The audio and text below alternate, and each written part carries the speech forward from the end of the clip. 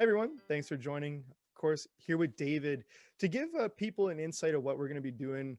Definitely over the next few months, we're going to do weekly videos talking about David, his background, of course, the company, go into the industry. David does a ton of these chats. He's just mentioning that he's been on TV talking about recent vaccines. So hopefully, he'll be the perfect person to let people know if there's any questions about the company, press releases as we go. Make sure you drop them below. We'll cover them in videos. The goal really is to give that small peek behind the curtain, get David's views on a lot of things, as well as answer any questions that shareholders have. But first things first, David, how are you? I'm doing great, Jason. Thank you. And you? Yeah, I'm fantastic. So Good. I guess to intro the first video, we're doing an introduction to David. So really, I'm just going to throw this over to you. Usually, people love to start where, kind of even where they grew up, their first kind of jobs out of school, or even what they went to school for, and then just kind of carry that through. But if there's any fun things along the way that might make people laugh, of course, go for it.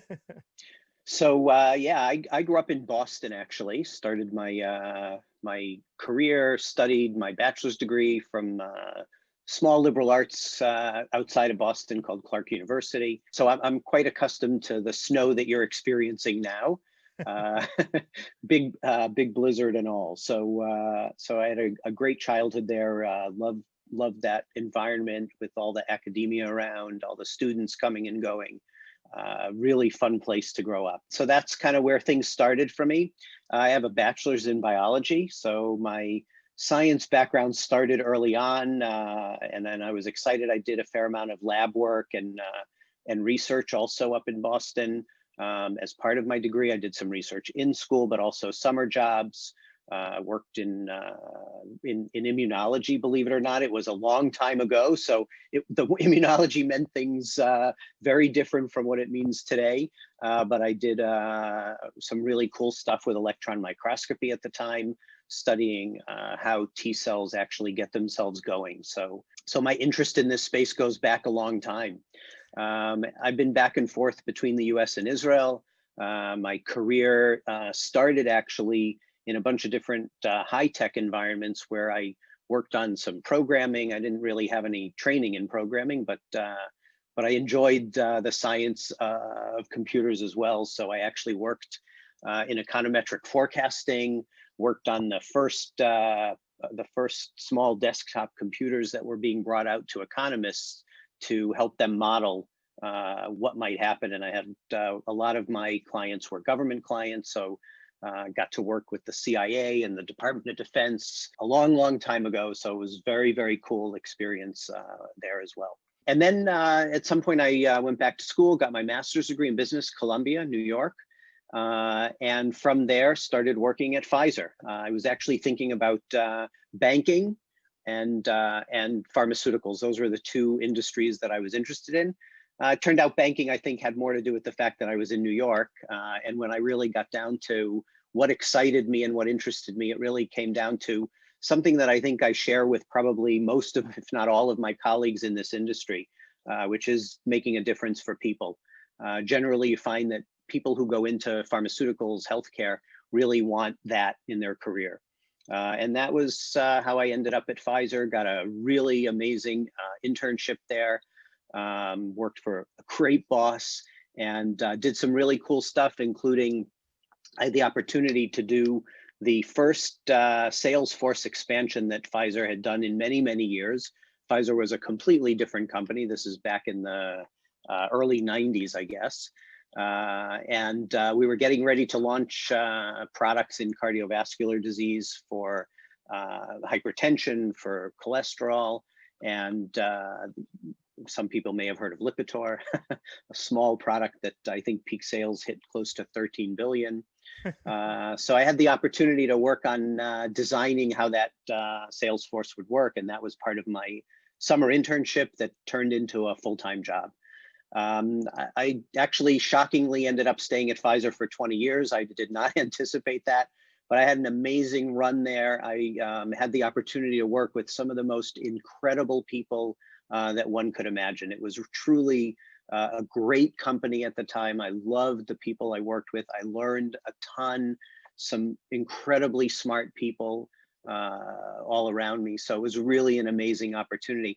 By the way, the thing that convinced me to take the job at Pfizer was actually something very silly, and probably something that people will never guess.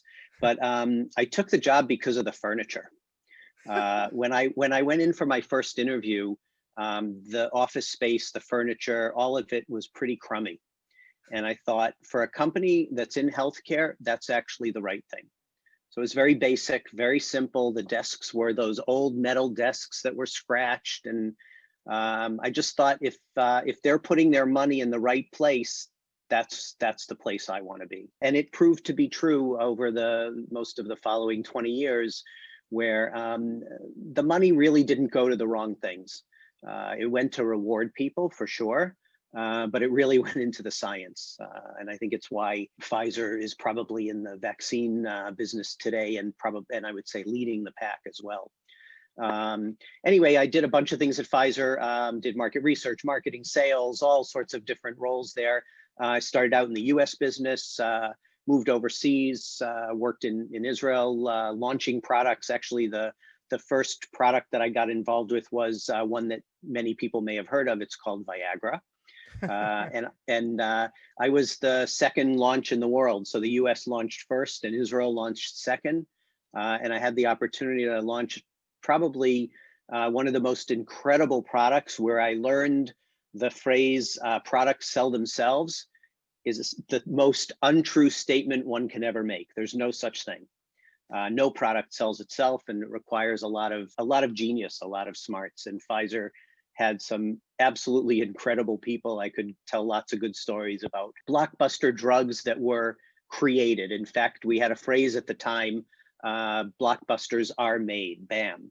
And the guy who sort of thought that way was truly a genius, a really smart guy. And it led to a lot of the basic foundation of how I think about the pharmaceutical business, and how important it is to educate people, both physicians, payers, and patients, about diseases, because a lot of these conditions exist, people suffer, and we just don't think of them because we don't have a treatment. But the minute you have a treatment, then doctors can diagnose and treat. So that was a really cool experience. I also worked in Alzheimer's.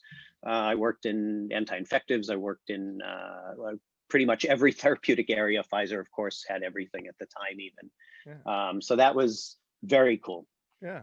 Well, holy, let me give you a minute to breathe. Like, you crushed it. That was awesome. It's funny, a lot of people who do these interviews say, oh yeah, I went to school for this, and they end up on the complete other side of the spectrum. It's like, yeah, I went to school to be a firefighter, and now I'm an astronaut. It's like, how did this happen? Or, No, I'm I went to boring. school for film, and now I'm running a tech company. It's like, holy. So it's funny, you are few that stayed at least something similar to what they went to school for, and pretty cool.